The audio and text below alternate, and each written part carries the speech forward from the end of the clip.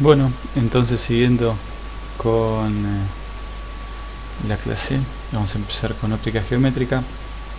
Ya vamos a tratar de entender lo que es la luz.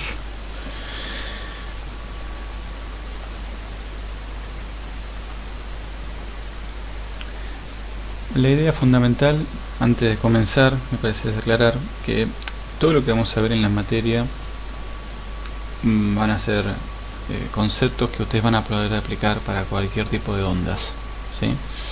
O sea, tanto para la luz visible, ¿sí?, como para cualquier onda mecánica. Y eso va a hacer que los conceptos que veamos sean muy generales.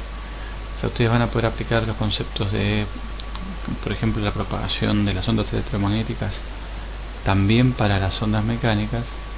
Vamos a ver ahora lo que se llama transmisión y reflexión. Sucede también para las ondas mecánicas. Sucede también para cualquier onda electromagnética. Sucede también para las ondas de radio, para las ondas de microondas. Entonces, si ustedes, como ustedes van a seguir una carrera que está orientada a las comunicaciones a distancia, las ondas son el medio, ¿sí?, por el cual se propaga la información.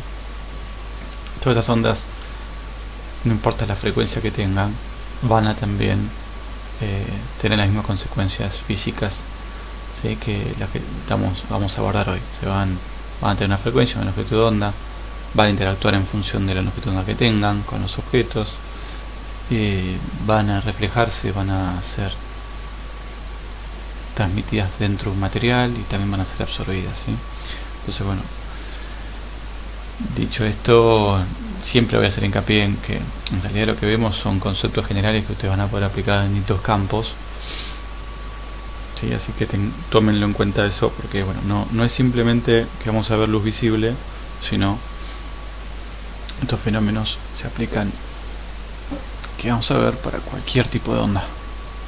Entonces, bueno, aparte, hablando específicamente de la óptica, nosotros vamos a ver fenómenos relacionados con la luz, y la luz nosotros lo entendemos como una luz visible, ¿sí? Entonces, por eso digo, no piensen que porque hablemos de óptica y la luz visible solamente las leyes van a servir para la luz visible.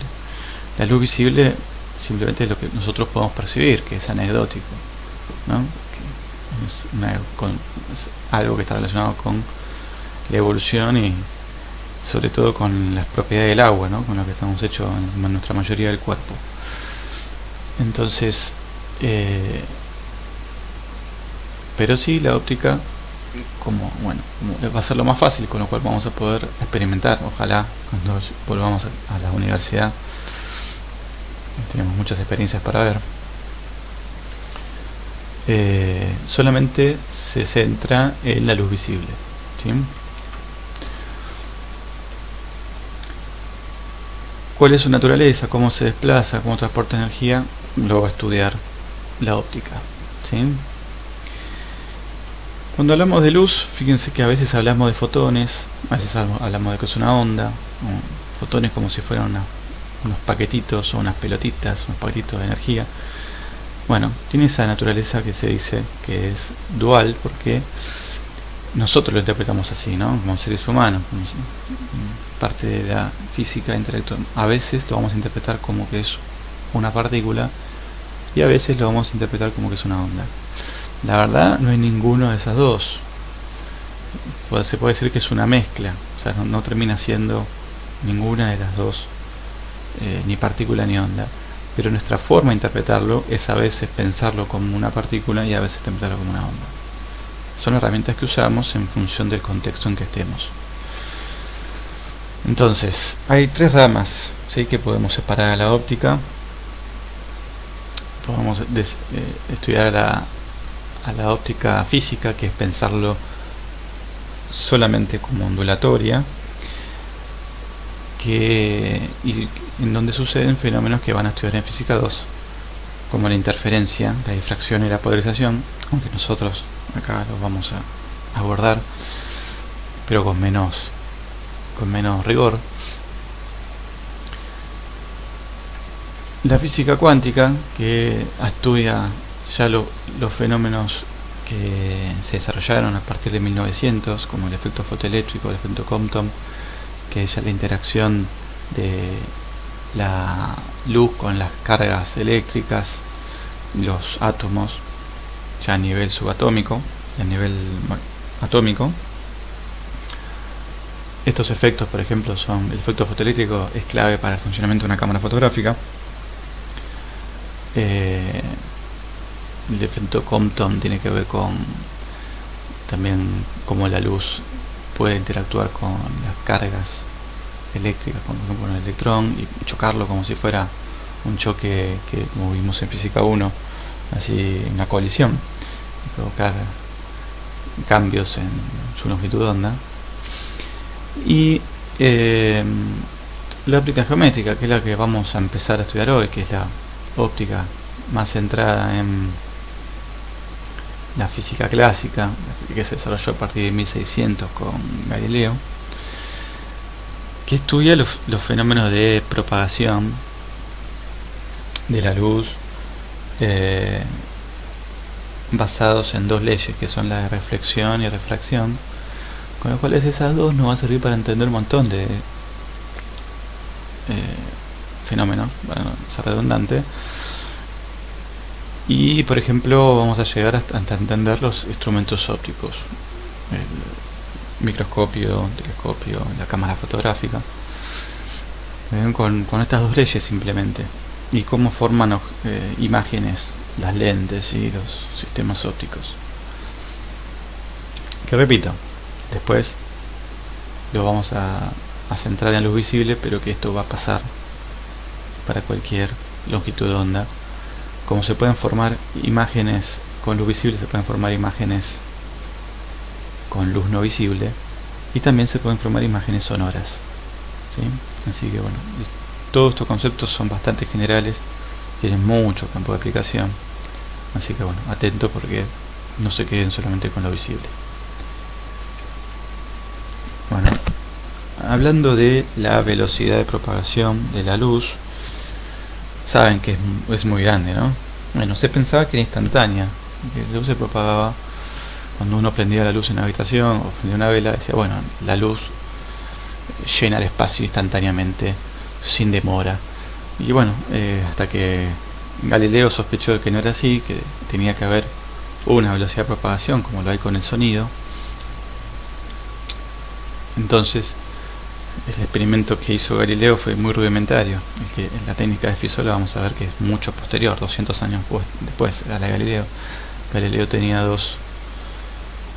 usó a un asistente, cada uno con un farol tapado, se ponían a distancia bastante grande, pero que uno se vea al otro.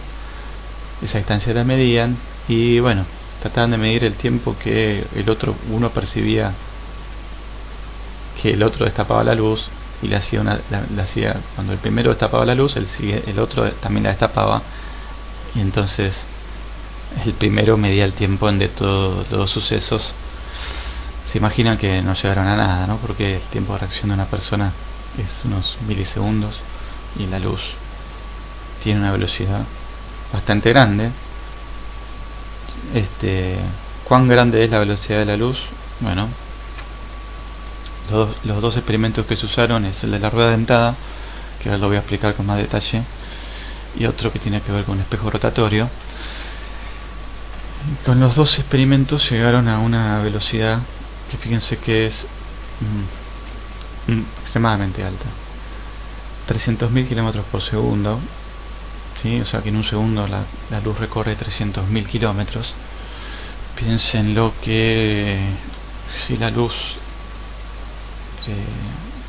tuviera que recorrer toda la cintura del planeta Tierra, en un segundo lo recorrería 7 veces, así que fíjense lo rápido que es, ¿sí?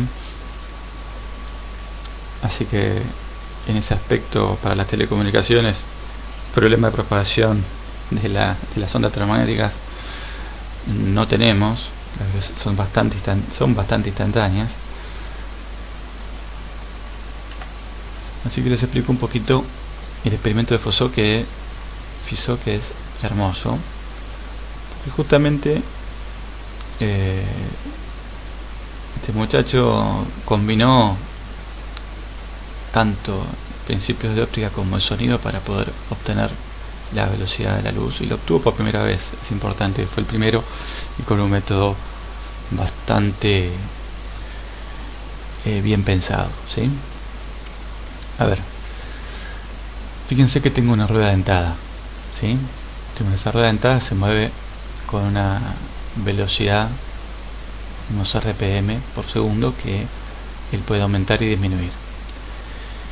Tiene una luz, ¿sí?, que la dirige con una lupa, provoca un rayo, ese rayo viaja hacia un espejo y se refleja, ¿sí?, y la hace pasar por el entrediente, ¿sí? El entrediente tiene una dimensión de unos milímetros, ¿sí? Entonces, si la rueda está detenida, la luz pasa por el entrediente y regresa por el mismo entrediente. Si se empieza a mover, también va a pasar por el mismo entrediente, porque la luz es bastante rápida, ¿sí? Ahora, si la rueda dentada se empieza a mover con bastante velocidad, en algún momento, cuando la frecuencia de giro de la rueda sea grande, la luz va a pasar y al retornar no va a poder llegar al ojo humano, porque se topa con el diente del engranaje. Entonces, cuando aumentamos un poquito más la frecuencia de la rueda, la luz, el ojo va a percibir que la luz sí va a volver a pasar, o sea, va a haber un momento de oscuridad, y cuando aumente más la velocidad de giro va a volver a pasar. Entonces sabemos que ya la rueda pasó por un entrediente y retornó por el otro. Como sabemos la frecuencia de giro de la rueda, podemos saber el tiempo que demoró pasar de un entrediente a otro entrediente. Y la distancia de la rueda dentada al espejo la medimos, tenemos la distancia, tenemos el tiempo, podemos calcular la velocidad. Maravilloso, ¿no?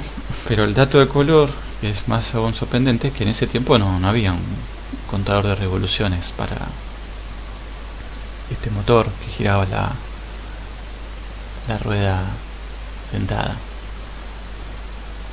Entonces, ¿cómo hizo para saber la frecuencia de giro de la rueda dentada?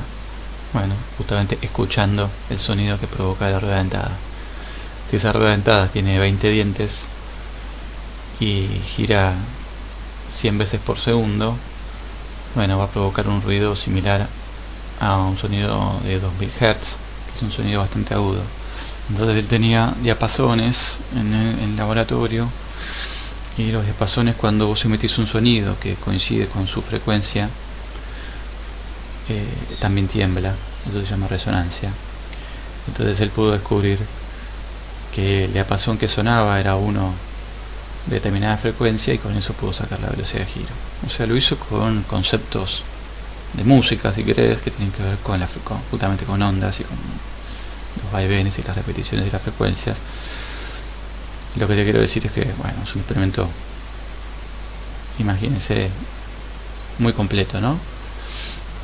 Y bueno, la velocidad que le dio fue bastante grande, pero no infinita, ¿no? La duda que había era si la velocidad de la luz era instantánea el fenómeno luminoso o no. Y ahí lo podemos medir en la Tierra. Obviamente después se midió muchas veces, y siempre nos fuimos acercando a un valor que es próximo a 300 milímetros por segundo. Esto fue medido en el laboratorio en la Tierra, en el aire, y bueno, la velocidad de propagación es muy parecida a la del vacío. Bueno, este es una recreación con malvaviscos, parece más claro, ¿no? O por lo menos ayuda a entender. La pelota va y viene, tenemos el tiempo que demora en pasar un entrediente a otro entrediente, y la distancia. Ahora pensado como si fuera un fotón, ¿no? La luz.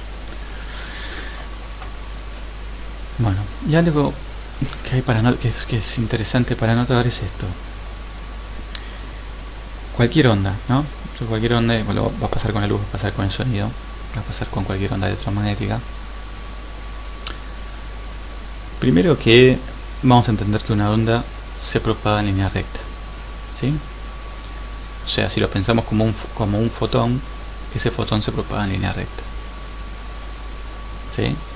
Y ahora, cuando ese fotón quiere cambiar de medio de propagación, o sea, quiere pasar desde el vacío al aire, por ejemplo, viene un fotón del sol, viene en el vacío, se topa con la atmósfera, pasa al aire, algo se va a reflejar, parte de esa energía que tiene el fotón se va a reflejar, ¿sí? O sea, y parte de esa energía va a ingresar a la Tierra, ¿sí? Entonces, nosotros ahí podemos ver que hay tres cosas que se analizan. Parte de la onda se va a reflejar, parte de la onda se va a transmitir y parte de la onda va a ser absorbida, ¿sí?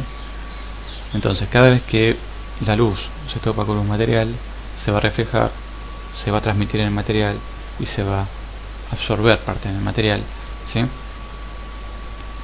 Por ejemplo, nosotros ahora vamos a empezar con reflexión y refracción, que sería la transmisión, pero después, en la siguiente clase vamos a entender qué pasa con la parte absorbida, que es muy importante para entender lo que se llama filtros, o el calentamiento de un material con la luz, ¿sí?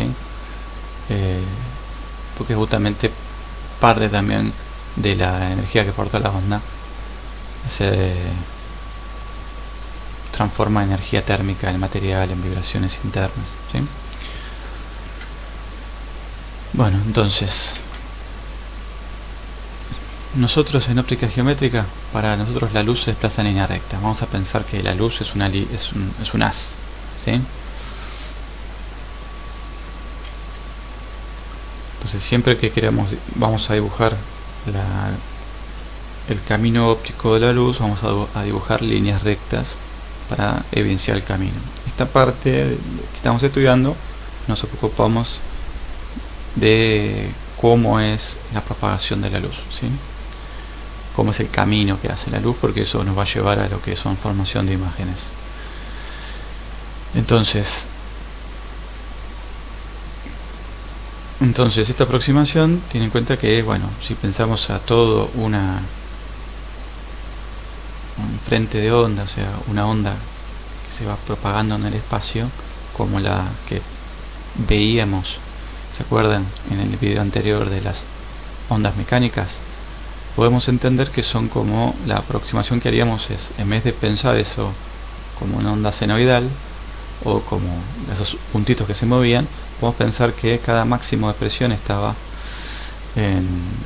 podemos pensarlo como que es un plano. Fíjense que hay tres planos, cada uno sería un máximo de presión, entre cada uno habría un mínimo de presión, ¿sí? A ver si hago el dibujito, no sé si me va a salir. En vez de pensar a la onda, la vamos a pensar como frentes de onda. Antes tenía algo así. Uy, qué mal.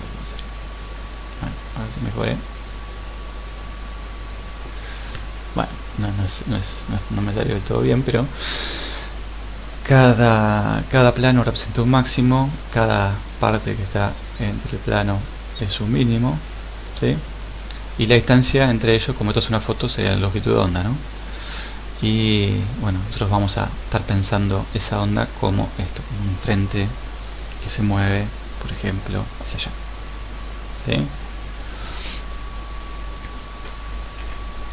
Entonces, bueno, vamos a ver la primera ley, que es ley de reflexión, ¿sí? Vamos a ver hoy dos leyes que son la ley de reflexión y refracción. Empezamos con la primera y decíamos, bueno, pasan tres cosas cuando la luz se topa con un medio diferente: algo se refleja, algo se transmite, algo se absorbe. Vamos a centrarnos en lo que se refleja.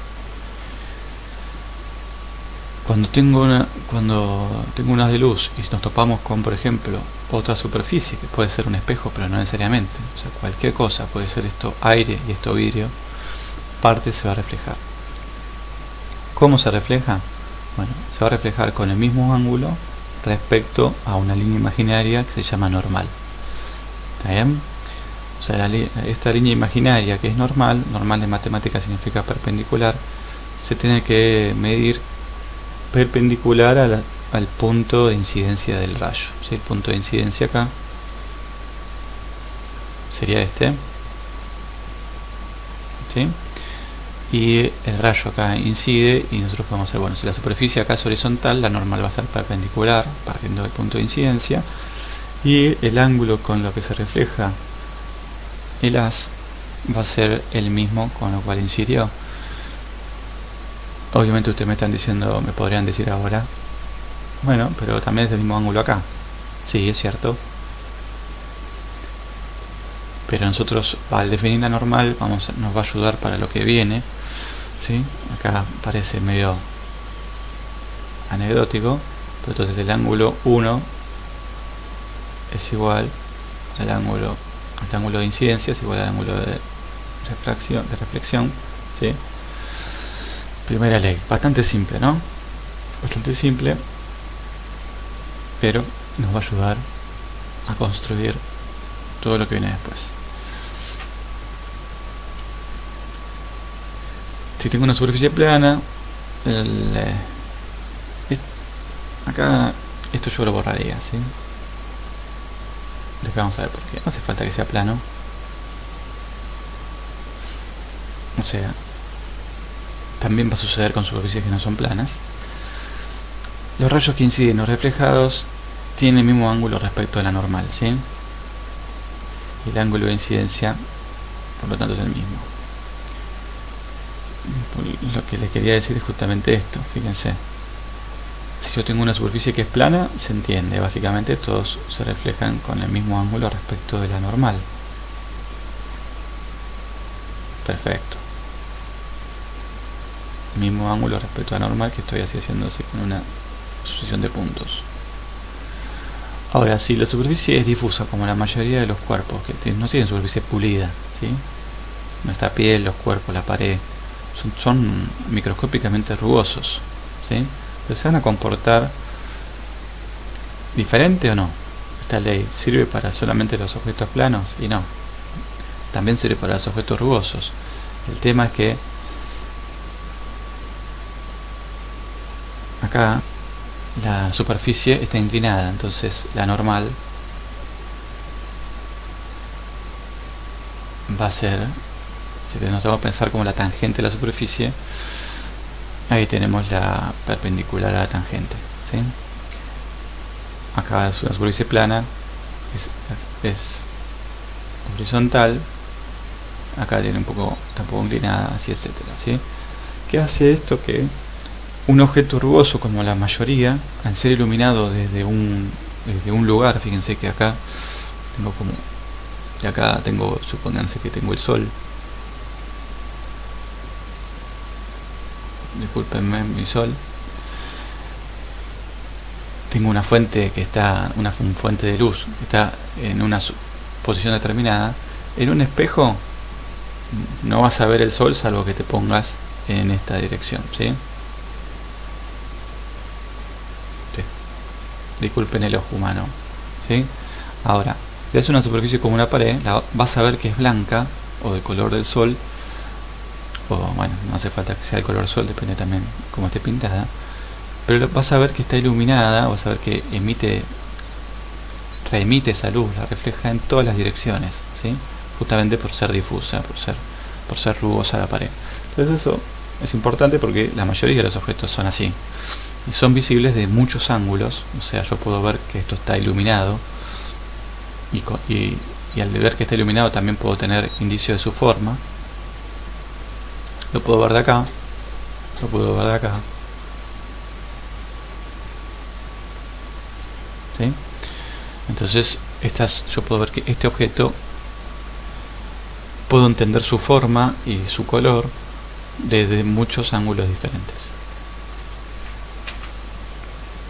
Bueno, este dibujo no me gusta mucho, pero ya que está se los muestro.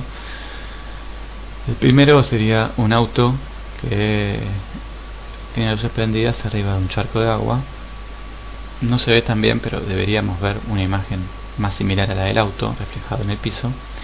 Y la de al lado es una de reflexión difusa, que sería acá el asfalto seco, y vemos más fíjense que se ven en muchas direcciones, fíjense que la propagación de los rayos, acá vemos esta zona del asfalto iluminada, vemos esta zona, esta zona. Acá ya no vemos esta zona, está en negro, porque de esta zona no nos llega luz, ¿sí? Porque no estamos justamente en la dirección de propagación de la luz. No es tan lindo el dibujo, pero la diferencia es que en el asfalto seco es rugoso y hay una reflexión difusa, entonces se ve de muchas direcciones cada parte del asfalto. Y si hay un charco de agua, bueno, se ve más parecido a un espejo, ¿sí? Esto si querés algo más parecido a una reflexión especular, esa reflexión en donde tengo una superficie plana como el agua. Fíjense entonces, el agua saben que es transparente. Este río, este lago, puede tener el agua lo más cristalina que quieras, pero igual va a reflejar, ¿sí? Entonces la luz ahí ilumina la torre. Esa luz, como es difusa, todo ese castillo se reemite en todas las direcciones, y es visible ese castillo de muchos lugares distintos, ¿sí? Y lo que nos llega a nosotros vía lago es una reflexión en la superficie en interfaz aire-agua. Bueno, estos principios de reflexión se aplican en los retroreflectores. Fíjense que si nosotros llenamos a una pintura con esferas de acrílico minúsculas, vamos a lograr que esa pintura sea autorreflectante. Se usa para la señal de tránsito.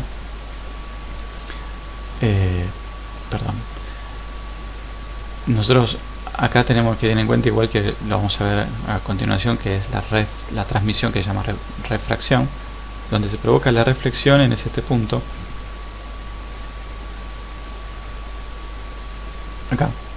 Acá hay reflexiones, ¿sí? Se refleja con el mismo ángulo, fíjense, respecto a lo normal. Y bueno, el retroreflector es una combinación en realidad de refracción y reflexión, pero lo interesante, después podemos volver, es que hay un retroreflector en la luna, así que si hay algún conspirador entre ustedes que piensa que el hombre no fue a la luna, podemos, si tenemos la posibilidad de saber en qué parte de la luna está, podemos dirigir un láser a ese retroreflector. Tiene la propiedad de devolvernos el haz hacia nosotros, ¿sí? Porque no importa de dónde lo dirijamos, va a volver hacia nosotros. Entonces podemos medir la distancia de la luna con un láser, ya que sabemos la velocidad de propagación de la luz. Podemos saber el tiempo que tarda el haz en ir y volver. Mandamos unos pulsitos y vemos cuánto demoran en volver esos pulsos. Podemos saber la distancia a la luna con bastante precisión, con unos centímetros de incerteza. Así que bueno, una forma más de captar que el hombre no fue a la luna sería viendo que hay equipamiento. O sea, bueno, me dirán, pero capaz que lo llevaron en forma robotizada. Bueno, está bien, podemos seguir discutiendo. Bueno, lo dejo para que lo piensen ustedes. Ya lo charlamos, pero bueno, si tienen dudas lo hablamos en el foro de consultas. Dice acá, las leyes de reflexión se cumplen para los casos de la reflexión difusa, verdadero o falso. ¿Qué opinan, no? Si es verdadero o falso lo que se aplica acá. Y bueno, algunos ejercicios que podemos hacer con reflexión son estos así simples, ¿no? Dos superficies especulares se encuentran con un ángulo de 135 grados. Dice, si los rayos de luz tocan la superficie a 40 grados, como se muestra, con qué ángulo sale la segunda superficie. Así que, bueno, vamos a empezar a hacerlo. Puedes poner pausa si querés y hacerlo. O sea, lo que te está diciendo es que hay un ángulo acá de 135,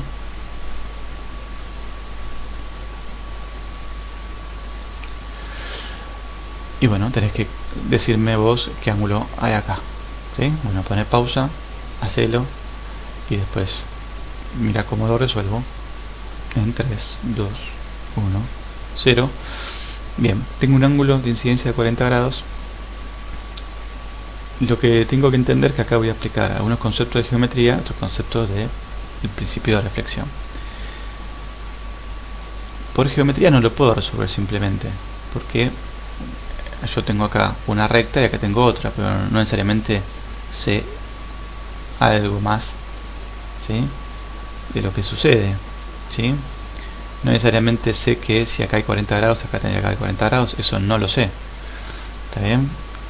Entonces, porque son dos rectas simplemente, no sale por geometría. Tengo que aplicar el principio de reflexión.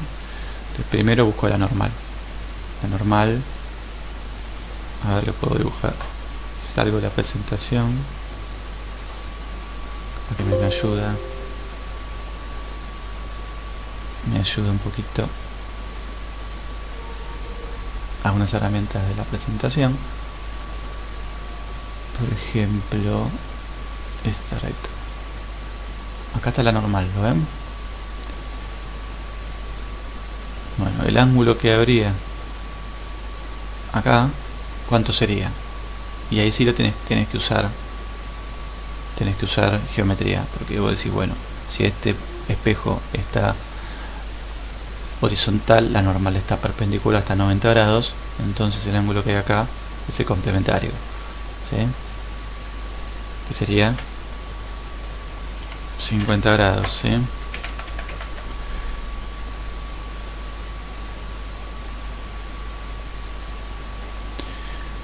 De igual manera, ahora sí aplicando el principio de reflexión, digo, bueno, si hay 50 grados acá, acá también hay 50 grados, ¿sí? Tita incidente es igual a tita reflejado, y así puedo llegar que acá hay 40 grados.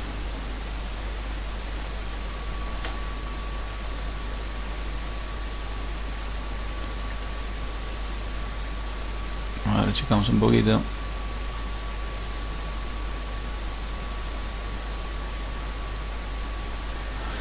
Bueno, pero también sabes que el ángulo interno entre estas superficies es en 135, ¿sí? Así que vas a poder decirme que acá yo voy a tener un triángulo rectángulo, ¿sí?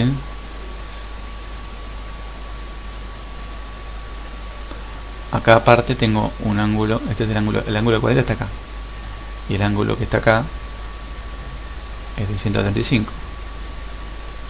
Y acá de vuelta tenés que aplicar un principio de geometría, que es dentro de un triángulo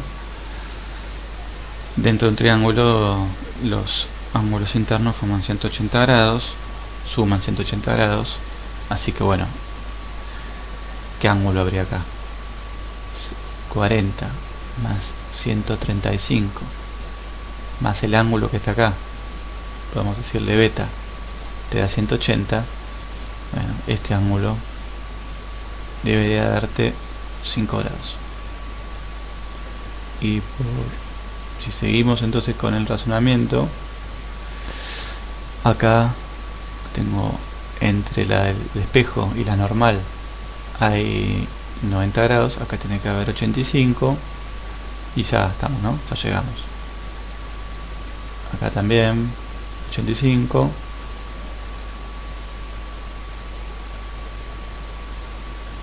Y por lo tanto acá 5 grados. Bueno, un ejercicio sencillo, simplemente para entrar en calor, pero que veas que cuando vos resuelves un ejercicio vas a tener que también recurrir a principios geométricos. No van a salir solos con las leyes de reflexión y refracción, y al revés tampoco. No vas a poder simplemente con las leyes de refracción y reflexión resolverlos, por eso se llama óptica geométrica, ¿sí?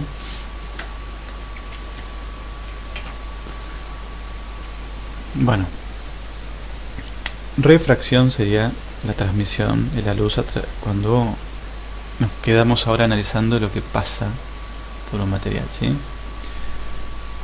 Entonces, voy a ir subiendo este video, así vos ya lo vas viendo, y pues voy a continuar con refracción, ¿sí?